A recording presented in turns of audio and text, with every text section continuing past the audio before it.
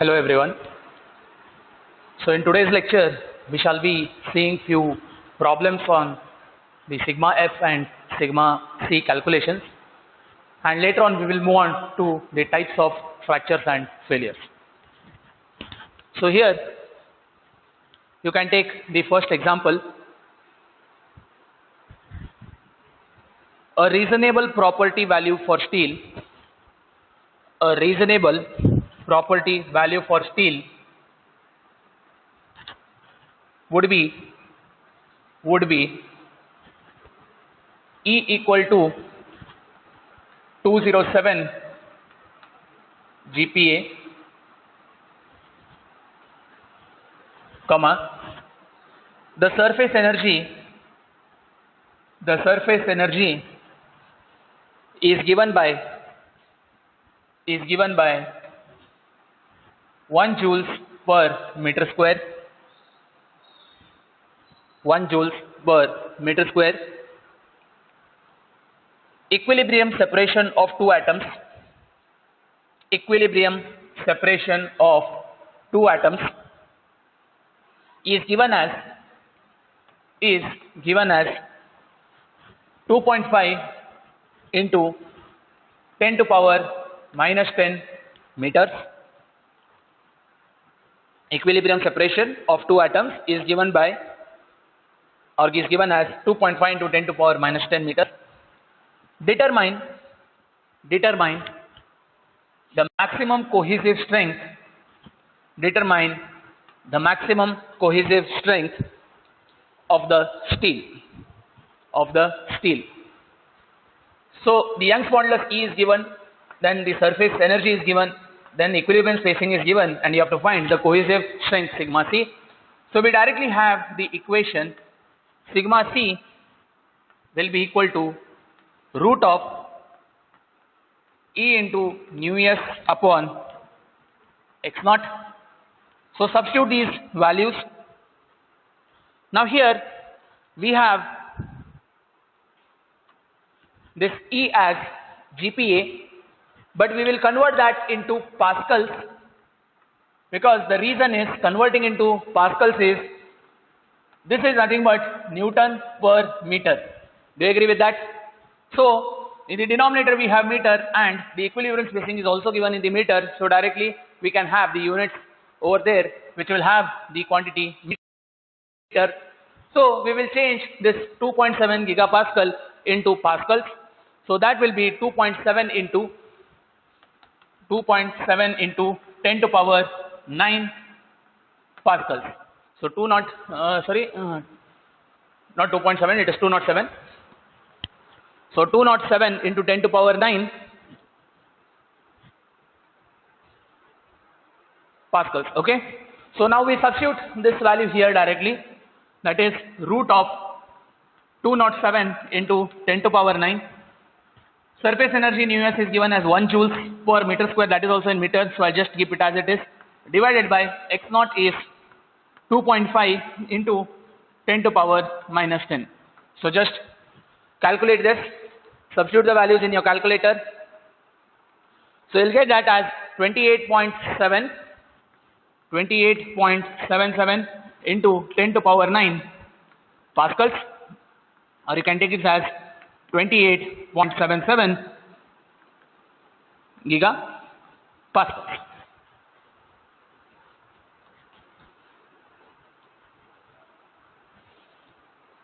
So did you get this problem? So in this problem, the Young's modulus was given, the surface energy was given, equilibrium spacing was given, you have to find sigma c, and here we have calculated the sigma c as 28.77 GPa. Is this clear? So we shall move to the next problem.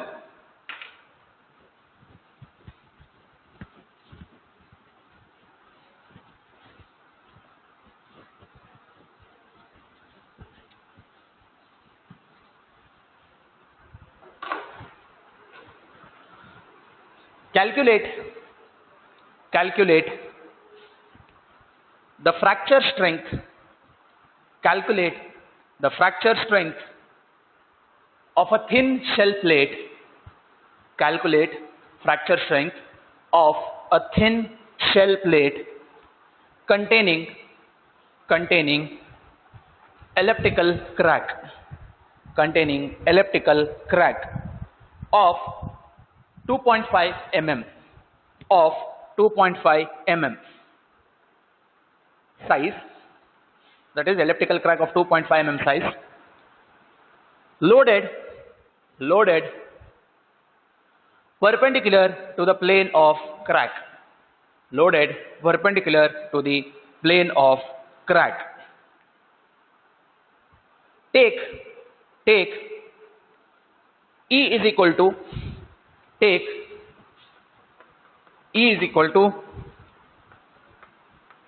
207 GPa, nu s is equal to 2 joules per meter square. So now here we have a thin shell, so I am just taking this part of the shell plate. So it contains an elliptical crack here, and this will be the plane of the crack. That is, if you have a 3D plate, I'll just show you. So if there is a 3D plate, if this is the crack throughout over here, so this particular plane in which we have the crack situated, we call this as the plane of the crack. Clear? So loading is done perpendicular to the plane of the crack. Now the crack length is given as 2.5 mm. So what you will take 2.5 mm here? So whether it is A or 2A. This is very, very important to note here. If you have the elliptical crack in the center this way, from the midpoint this will be A and this will be A. So complete length of the crack we take it as 2A. So that 2A value given is 2.5 millimeter. Is it clear? So now using these values we shall now determine the fracture strength, that is sigma F.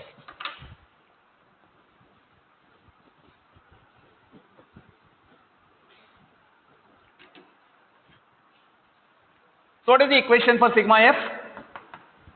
So sigma F is given as 1 by 2 root of E into nu s upon A. We have already found this equation, that is sigma F, in the Griffiths energy criteria.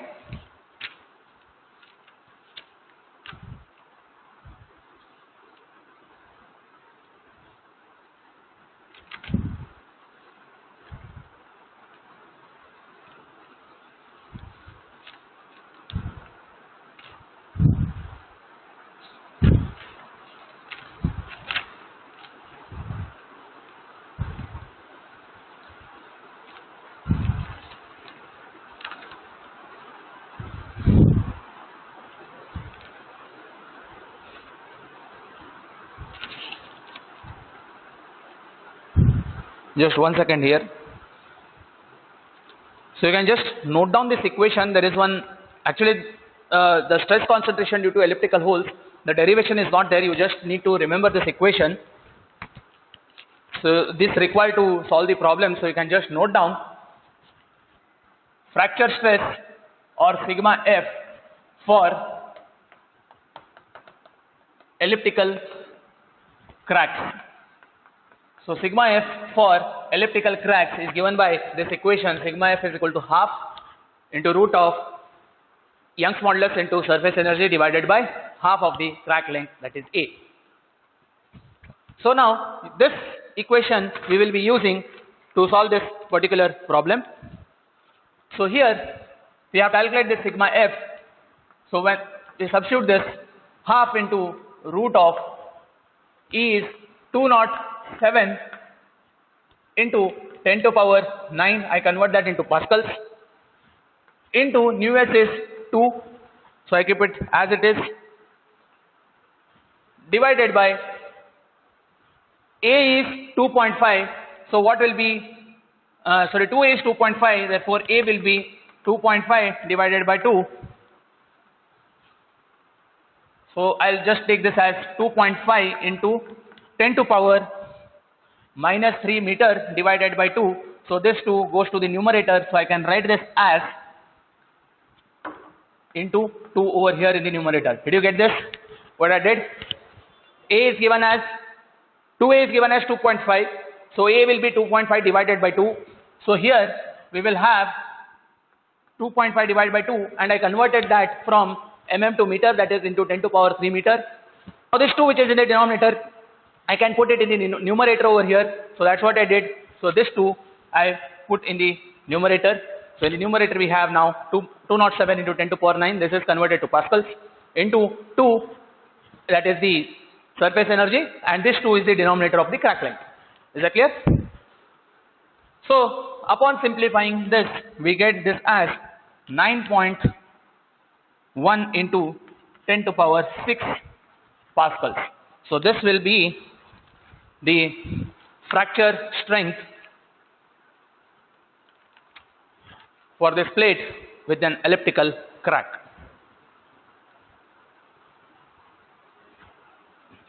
So did you get this problem? So you just note down this equation.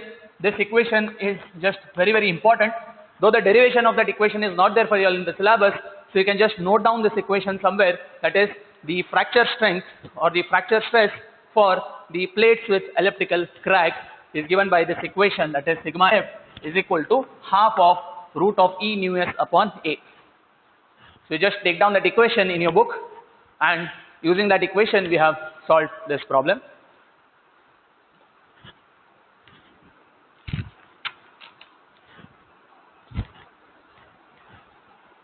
So we'll move to the next problem. So you can just take down this problem statement. Figure shows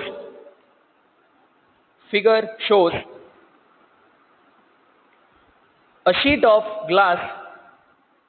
Figure shows a sheet of glass containing a small crack,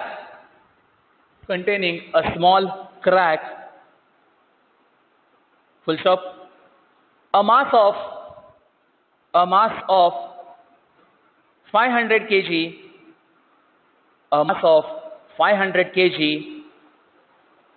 induces a tensile stress, and it is assumed that any effects of mass of the glass is included in 500 kg value. Consider the following properties. Young's modulus E is equal to 60 GPa.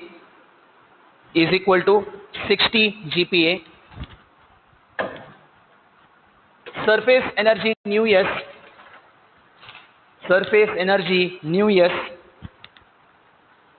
is equal to 0.5 joules per meter square.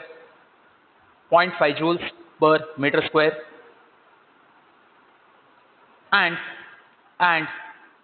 the Poisson's ratio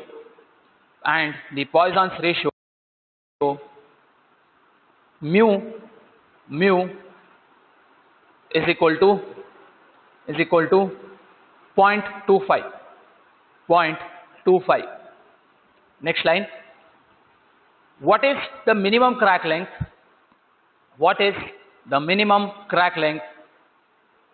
That would lead to fracture under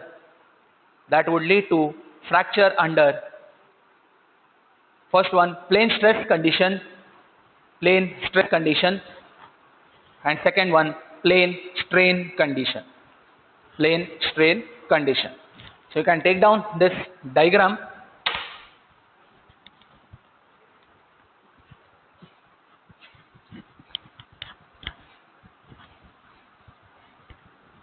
You can star mark this problem as this is one of the most widely or frequently asked problem in fracture mechanics, and you can say a favorite problem of all the paper setters for fracture mechanics. So you can just take down this diagram.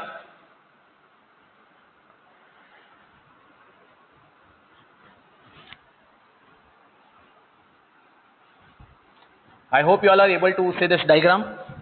So if you are not able to see the diagram in this video lecture, you can just WhatsApp me to send the diagram. I'll send you the diagram through WhatsApp.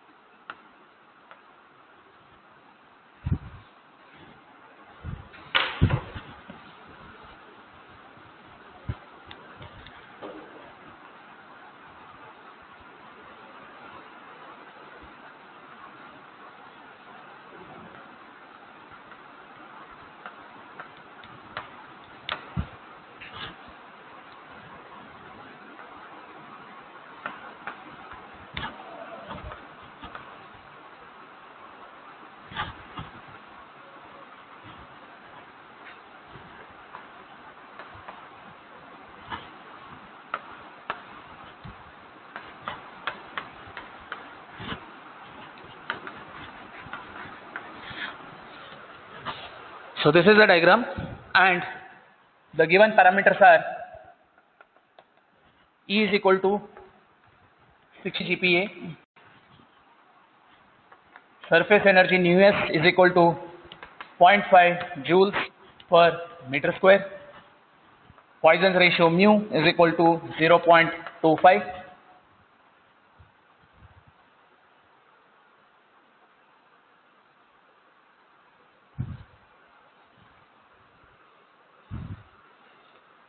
so here we have to determine the crack length. Clear? That is, the value 2a has to be determined. So let us start for the plane stress condition. So we have first case plane stress condition. So in plane stress condition, we have already seen using Griffith's criteria, the expression for sigma f will be given as root of 2 into nu s into E divided by pi into A. Right? But even we are not knowing what is sigma f and we are not knowing what is value of A. So this equation has two unknowns. So first we will rewrite this equation in the form of A. So we can write this as A is equal to 2 nu s into E upon pi into sigma f square. Did you know how you got this? So did you get this? That is, we squared and took the A term to the LHS and sigma f square comes to the RHS. So that modification is done. So now we shall determine this fracture strength with the given load and the cross sectional area. So we have sigma f can be determined as P by A. So P is 500 kg, so I convert that into newtons. So 500 into 9.81 newtons divided by area will be, so here you have 200 mm by 2 mm. So what it will be, 200 mm by 2 mm means I'll convert this both into meter. So this becomes 200 into 10 to power minus 3 meters, this one, and this becomes 2 into 10 to power minus 3 meters. Do you agree? So I just multiply these two to get area, that is 200 into 10 to power minus 3. Why I am converting that into meter is because this particular weight I have converted into Newton and I'll get this in terms of pascals, that is Newton per meter square. Okay? Into this will be 2 into 10 to power minus 3. So upon simplifying, you get sigma f as 12.26 into 10 to power 6 pascals. Do you agree with this? Newton per meter square, Pascal.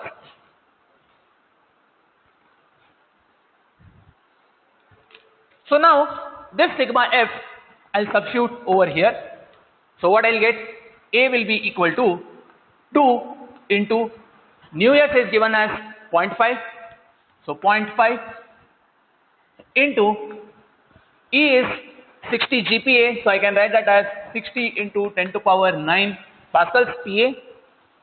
So this divided by, I have pi into square of sigma f, that is 12.26 into 10 to power 6 square.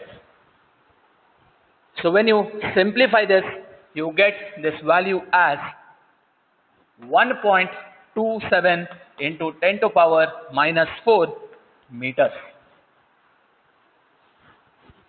So this will be A, therefore 2A will be, just add this, you will get it as 2.54 into 10 to power minus 4 meters. Did you get it? So this is the minimum crack length you should have with plane stress condition for this loading. So this crack length should be 2.54 into 10 to power minus 4 meters. Now we shall calculate the same crack length for the plane stress condition, that is when we consider this thickness also. So in that case we shall see what will be the value of crack length. So the equation for plane strain will be given as sigma f is equal to, we have the same equation, that is 2 into nu s E upon pi a, but in the bracket we have one term 1 minus mu square. So in previous class we have seen that 1 minus gamma square, you can take it as a gamma or mu, so whichever is suitable. For me mu is comfortable, so I take that as the value mu. So mu is given to you and all other values are given, just substitute over here. Before we substitute, just take this a outside. So a will be equal to, the root sign will go now. So you have 2 nu s E upon pi into 1 minus mu square into sigma f square. Right? So substituting over here, you have 2 into nu s is given as 0.5. So 0.5 into E is 60 GPa. So convert that into PA, 60 into 10 to power 9 divided by pi into 1 minus, Poisson's ratio is 0.25. So 0.25 square into sigma f we have already calculated. It is 12.26 into 10 to power 6. So 12.26 into 10 to power 6, this square. So when you simplify this, calculate and simplify, you get this as 1.355 into 10 to power minus 4 meters. So minimum crack length, that is 2A, will be equal to 2.71 into 10 to power minus 4 meters. So did you get it? So when we have the plane stress condition, because of the thickness, even the larger crack can also withstand this load of 500 kg, whereas if it was a thin plate and assuming or considering plane stress condition with just 2.54 into 10 to power minus 4 meters, the we can say this glass plate would fail for this applied load. Though there is no much difference, it is 2.5 in plane stress and 2.7 in the plane strain. And if you see 2.7 is greater than 2.5, so in the plane strain condition, the crack length can be on the slightly higher side because of that additional thickness which we have. So these are the examples on the Griffiths criteria and the ideal strength, all the equations, that is specially to determine the cohesive strength and the fracture strength. So next we have the topic in your syllabus, the definitions of type of fracture and failure.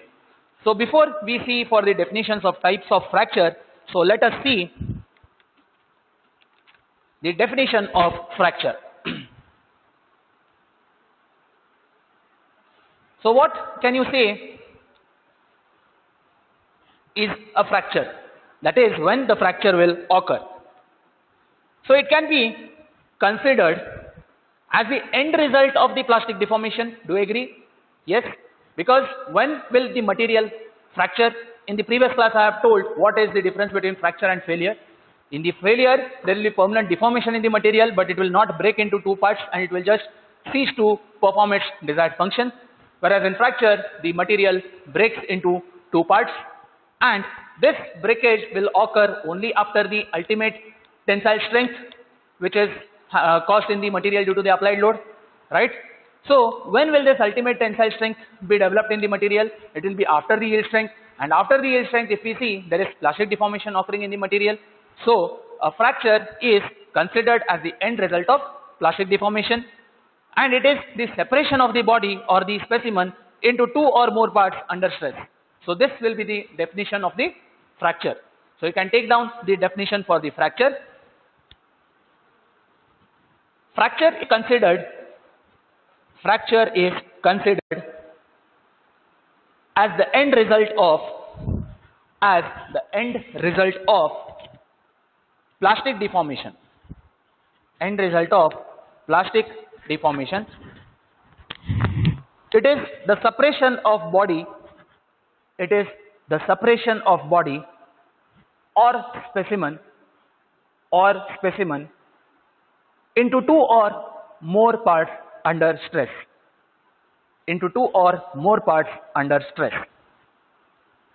So when we come across the types of fracture, so we have two important types of fractures that will be happening. They are, one is the ductile fracture, and we have already seen in the previous class how the ductile fracture is one of the failure mechanism. That is how the cup and cone arrangement takes place in the ductile material. And the second one we have is the brittle fracture. So the first one I'll just write here. You have the ductile fracture, and the second one is brittle fracture. So what is the basic difference between the ductile fracture? Now I have a specimen which is ductile in nature. I have another specimen which is brittle in nature. Clear? So I apply load to this ductile. So this is ductile, this is brittle. So I'll just write as a D and B here. And at the same time I'll apply load to this. So what happens when load P is applied to both the material? Their sizes are same. Okay. The diameter is D. Here also the diameter is D. So cross sectional area is same. Load applied is same. Its even length, if you consider, this length is also same. But only difference is this is ductile material, this is brittle material. So here when we go on applying the load, there will be elongation happening. So the next step what will happen in this material will be, there will be slight elongation with decrease in diameter. So this will be the second stage. Do you agree? But whereas in a brittle fracture you will not see any stage, and this can cause the fracture of this material when load is applied. You will not see any sign of failure. Directly what you notice is the fracture. Whereas in ductile there will be elongation. After elongation you see necking taking place, and after necking what we get is the cone and the cup type of fracture in ductile materials. Whereas this is not observed in brittle material, you directly see the breakage of the material. So that is the basic difference between ductile fracture and the brittle fracture. So you can take down the points for the ductile fracture. For in ductile fracture, before ductile fracture you take the title as types of fracture.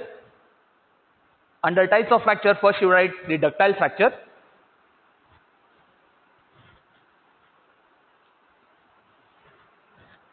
So you can take the definition of that. It is characterized by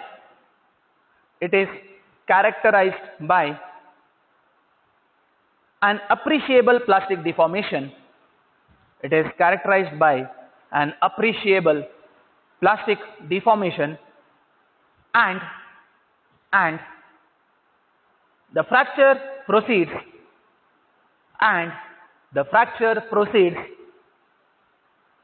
relatively slow,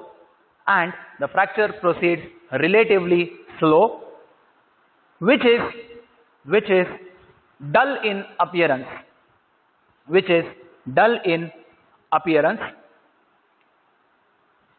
In next you take the brittle fracture. Next subheading you take as brittle fracture. Brittle fracture occurs without any appreciable plastic deformation.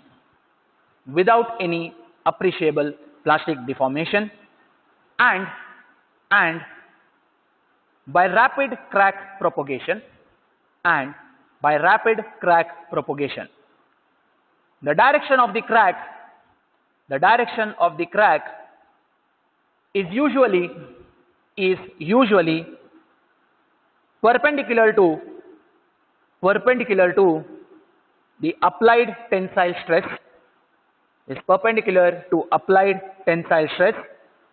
and yields relatively a flat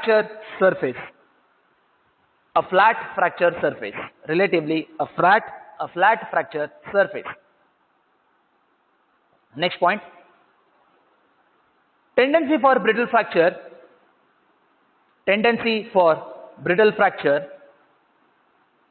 is first point. When can you say you have the brittle fracture occurring? We have already discussed about that. Any material can turn from ductile to brittle, that is at lower temperatures. So the tendency for brittle fracture will be increased with decreasing temperature. So you can take the first point, increased with decreasing temperature. So tendency for brittle fracture is increased with decreasing temperature. Second point, the tendency for brittle fracture is increased in strain rate. That is, when there is increase in strain rate, the tendency of brittle fracture is also increased, or you see the brittle fracture occurring when there is increase in strain rate. Next, in the triaxial stress conditions, usually produced by a notch specimen or the notch. Triaxial stress condition usually produced by a notch. So these are the two types of fractures, that is the ductile fracture and brittle fracture, and based on this ductile fracture and brittle fracture, that is considering these two types, either ductile or brittle can occur, there will be three modes of fracture. So you can just take the next title or the heading, modes of fracture. So we have three modes of fracture here. So I'll just draw the diagram for those modes of fracture.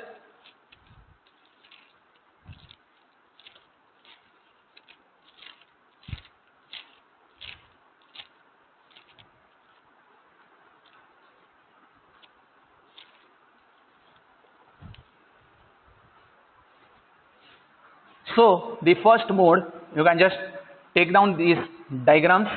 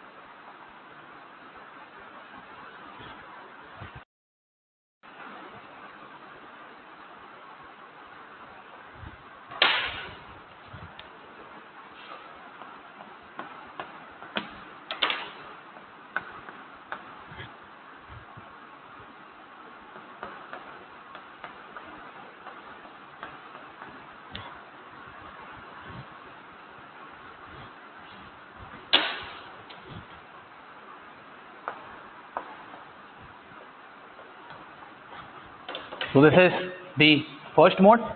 I shall explain you what are these different modes. So just take down the diagram with me.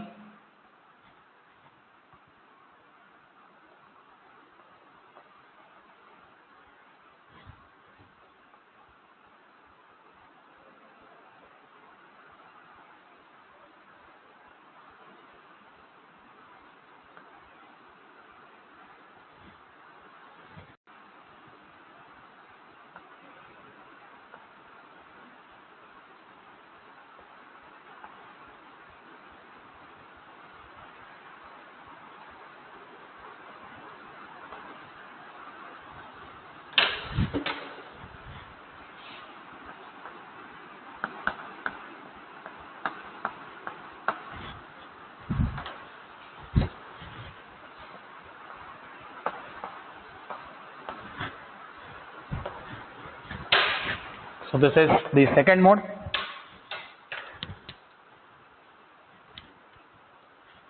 Coming to the third mode.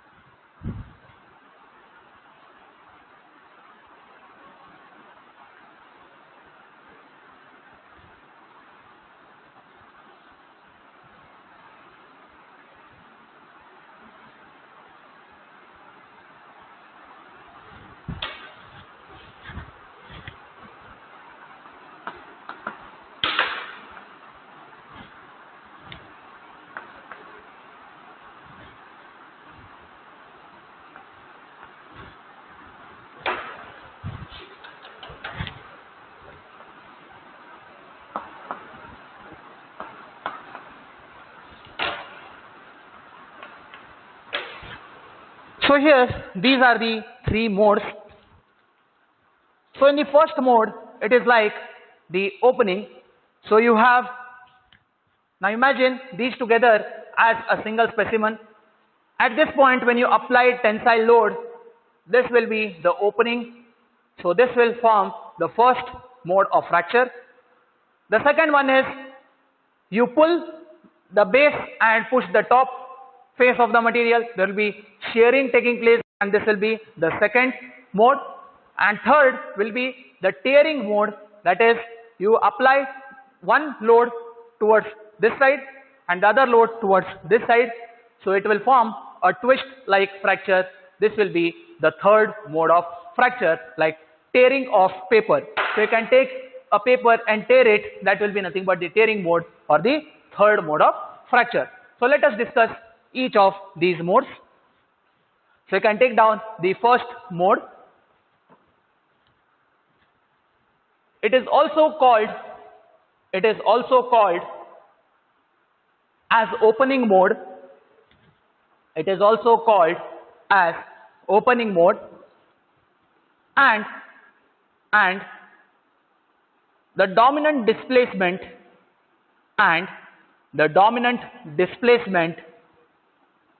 is normal to the crack surface.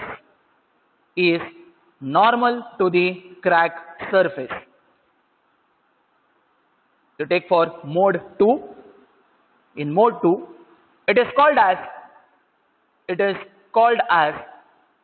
sliding mode.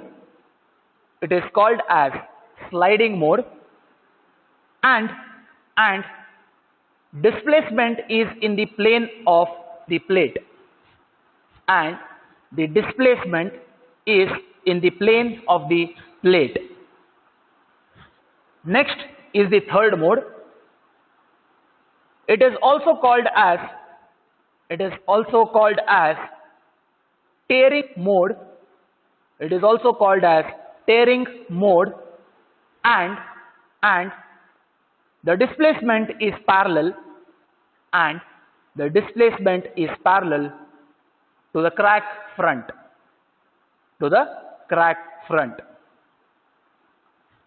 So next point, you take a note here. An inclined crack can be modeled by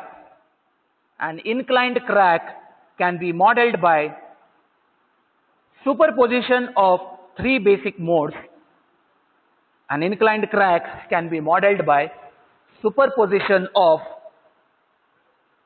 the three basic modes, and then the effect of loading, by each mode can be analyzed separately.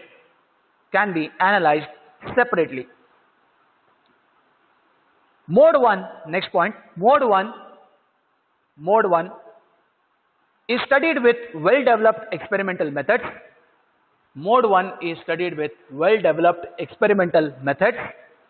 However, experiment methods to determine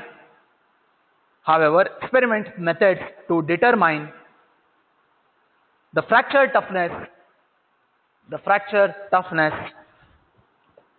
of mode 2 and mode 3 are still under development and refinement. That is, we have all the equations for mode 1, but for mode 2 and mode 3 still the equations are under development. So this is about the definitions of the types of fracture and the failure.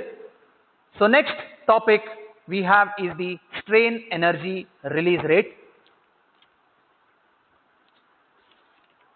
So I shall just explain to you this strain energy release rate, and with that we finish the first model or the module in your subject.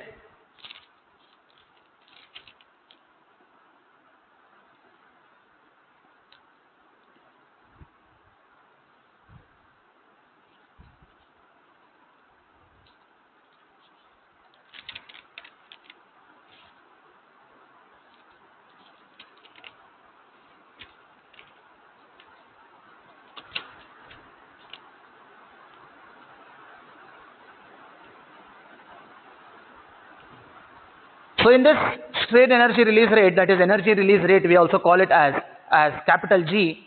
So we have two equations, one for the soft loading method, or when the constant load or the control load is applied, and second one is when there is the rigid loading method.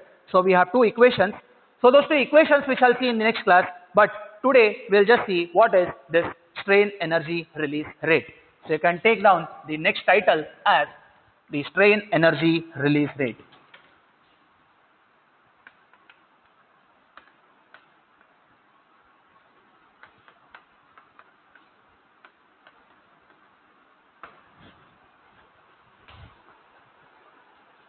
So this is denoted as capital G.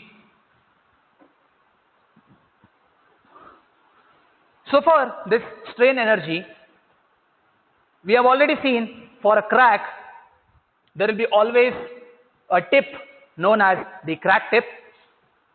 So when this crack tip advances, that is when the crack grows or the fracture occurs, two important quantities are developed. So what are that? First one is how much energy is released when the crack is advancing or when the crack is growing, and second one is the minimum energy required for the crack to grow. So first one is how much energy is required for the crack to grow, and minimum amount of energy required for the crack to grow. So these are two important conditions or quantities that will get developed or that will be invoked. So the first quantity, that is how much energy is released when the crack advances, is measured with the energy release rate, which is defined as the energy release per unit increase in area during crack growth.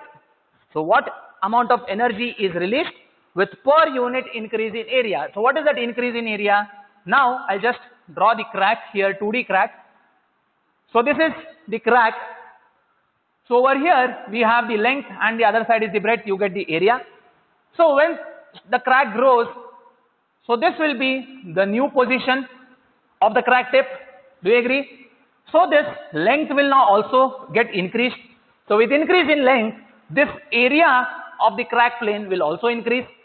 So here how much energy is required for increase of per unit area can be measured, and that will give the first quantity, that is how much energy is released when the crack advances.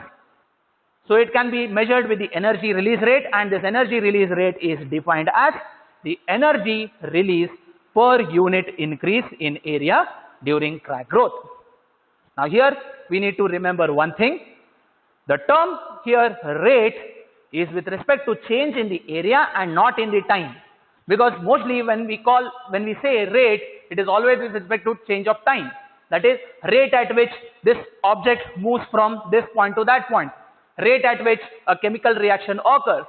So it is all with respect to time, but this energy release rate is not with respect to time but with respect to change in area. That is very, very important. So that you need to remember. This is about the first quantity, that is how much energy is released. Now second, the minimum energy required for the crack to advance. This quantity is with respect to the crack resistance R. So this is defined as the energy required for the crack to grow per unit area extension. So here the R is the sum of energy required, one to form the new surface, and second one to cause the anelastic deformation or plastic deformation at the crack tip. So in the next lecture, that is after we finish this first unit, we shall see what will be the size of this plastic zone which is developed at the crack tip. So this is about the energy release rate. So we have, as I said, we have two methods to determine this equation for energy release rate, that is G. One is using the soft loading method, that is when you are applying a constant or controlled load, and second one is for the rigid loading, that is here you keep the deflection constant, that is there won't be any deflection happening due to this application of load. So that is the rigid loading. So in the next class we shall see these two derivations, and we shall start with the unit 2, that is significance of plastic zone. So that's all for today in this lecture. So if you have any doubts related to this lecture, feel free to put a comment in the comment section below so that we can just help you in solving your difficulties. Also, if you want, you can just send me your doubts through WhatsApp. I'll try to clear your doubts through WhatsApp also. So that's all for today in this lecture. Thank you very much.